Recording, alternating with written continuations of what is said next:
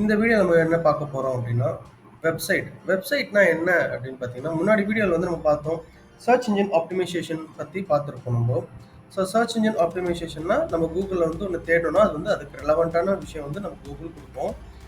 இப்போ வெப்சைட்ட வந்து இந்த வீடியோல சின்னதா ஒரு இன்ட்ரோ மாரி வச்சுக்கோங்களேன். எல்லாருக்கும் தெரியும் வெப்சைட்னா என்னன்னு. பட் அத பத்தி ஒரு சின்ன ஒரு பேசிக் டெக்னிக்கலா சொல்றேன் நான் உங்களுக்கு. ஸோ வெப்சைட்னா என்னன்னா, நம்ம Googleல வந்து தேடும்போது லாஸ்ட் வீடியோல பார்த்தீங்கன்னா, நம்ம வந்து சிக்கன் பிரியாணி பத்தி சொல்லியிருப்போம். ஸோ ஆர்டர் பண்ணும்போது இந்த இந்த லிங்க்க நம்ம கிளிக் பண்ணோம் அப்படின்னா, இந்த ரிசல்ட்ட கிளிக் பண்ணா நமக்கு ஒரு வெப்சைட் ஓப்பன் பண்ணுது. அது ரெலவென்ட்டான விஷயமா தான் காமிக்கும். இல்லையா? ஸோ இப்போ எனக்கு என்னன்னா, நான் ஒரு சின்ன பிசினஸ் வச்சிருக்கேன். நான் ஸ்டார்ட் பண்ணிட்டு இருக்கேன். எனக்கு வந்து ஆன்லைன்ல நான் கொண்டு போணும். நெக்ஸ்ட் லெவலுக்கு கொண்டு போணும் என் பிசினஸ் அப்படின்னும்போது, என்னோட பிசினஸ்க்கு எப்படி இந்த மாரி நான் கிரியேட் பண்றது? அதுக்கு என்னென்னலாம் தேவை? ஸோ இப்போ Google சர்ச் இன்ஜின்ல என்னோட வெப்சைட்ட கொண்டு போய் எப்படி நான் வந்து ஆ ஸ்டோர் பண்றது? அப்பதான் என் Google வந்து இந்த மாரி குடுக்கும். அவங்க Google டேட்டாபேஸ்ல ஸ்டோர் பண்ணா தான் இந்த மாரி வந்து ரிசல்ட்ஸ் வந்து குடுக்கும். ஸோ இது எல்லாமே நம்ம டெக்னிக்கலா நெறைய இருக்கு. நான் ஒண்ணு ஒண்ணா உங்களுக்கு குட்டி குட்டியா சொல்லிட்டே போறேன். ஸோ பேசிக்ல இருந்தே நான் போறேன் நான் உங்களுக்கு. போக போக உங்களுக்கு டெக்னிக்கலா அடுத்து ஒவ்வொன்னும் எப்படி வாங்குறது? எங்க போய் கான்ஃபிகரேஷன் பண்றது? அ என் அ இந்த மாரி சர்ச் கொரி போட்டா என்னோட வெப்சைட் எப்படி மேல கொண்டு வர்றது? அதுக்கு எவ்வளோ நாள் ஆகும்? அடுத்து வந்து இதுக்கெல்லாம் எவ்வளோ செலவாகுன்றத நான் ஒன் பை ஒன்னா உங்களுக்கு சொல்லிக்கிட்டே வரேன். நீங்க அடுத்தடுத்த வீடியோல பார்த்துட்டே வாங்க. இப்போ பேசிக்கா நம்ம வந்து வெப்சைட்ட வந்து சொல்லிட்டு இருக்கோம். வெப்சைட்னா என்னன்னா, நம்மளோட இன்ஃபர்மேஷன் வந்து சொல்லிட்டு இருக்கோம். So okay.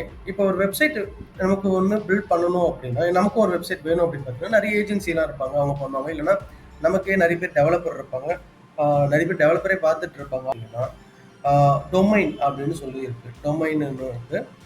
அப்புறம் வந்து ஹோஸ்டிங்ன்னு சொல்லிட்டு ஒண்ணு இருக்கு. ஸோ டொமைன்னா என்ன அப்படின்னு பார்த்தீங்கன்னா, உதாரணத்துக்கு நான் போயிட்டு Googleல இப்போ நான் ஸ்விக்கி அப்படின்னு டைப் பண்றேன்னு வச்சுக்கோங்களேன்.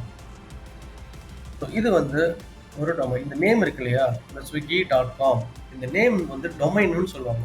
ஸோ இது வந்து நம்ம எல்லாருக்கும் கம்பெனிக்கும் வந்து பார்த்தீங்கன்னா ஒரு நேம் இருக்கும். அந்த மாரி நம்ம நேம வந்து இந்த மாரி எப்படி கொண்டு வர்றது? இத எப்படி பர்ச்சேஸ் பண்றது? அடுத்து இப்போ இந்த டொமைன் வாங்கியாச்சு. இப்ப எல்லாருமே வந்து பார்த்தீங்கன்னா swiggy.com போடுவாங்க. இப்ப இந்த போட்ட உடனே இந்த வெப்சைட் வந்து ஷோ ஆகுது. இங்க ஒரு லோகோ இருக்கு.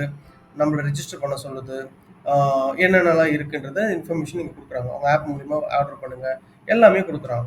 ஸோ இந்த மாதிரி நம்மளோட இன்ஃபர்மேஷன் எப்படி நம்ம வந்து இந்த மாரி டிசைன் பண்றது? ஸோ இந்த இந்த இந்த வெப்சைட்டோட இந்த ஃபோட்டோஸ், வீடியோஸ் இது எல்லாமே வந்து எங்க ஸ்டோர் பண்ணுவோம்? ஒரு இடத்துல ஸ்டோர் பண்ணா தான் இது கொண்டு வந்து காமிக்கும் இல்லையா? அதுக்கு பேர் தான் ஹோஸ்டிங்ன்னு இருக்கு. ஸோ ஹோஸ்டிங் எப்படி வாங்குறது?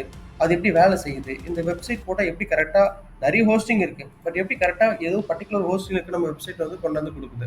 இது எல்லாமே நம்ம வரப்போற வீடியோல குட்டி குட்டி வீடியோல நான் காட்டுறேன்.